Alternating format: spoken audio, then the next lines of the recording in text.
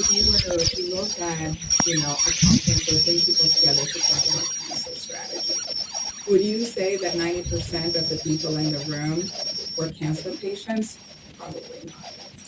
But you look at the room here, and it is majority, and this is not a women's issue. This is a society's and economic issue, right? So how are we making sure not only that we're going to those trusted sources and, find the answers that we need, but the role that we play in educating and ensuring that everyone understands the role that they have to play here. Because if we don't do that, we stay in an echo chamber, right? And ultimately, for this system's change is to recognize you don't have to be a woman to see what a massive opportunity is in front of us and that we need to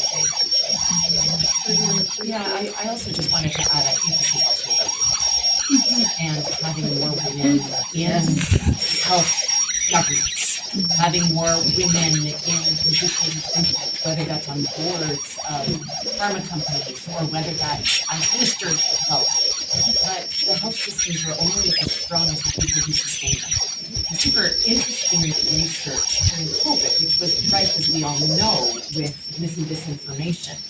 But those countries that were led by a woman as a head of state, head of government, had 40, and let me just check this, had better outcomes, reported significantly better outcomes, including approximately 40% fewer deaths, underscoring the public health gains from diverse leadership at the top. And that's very similar in corporate.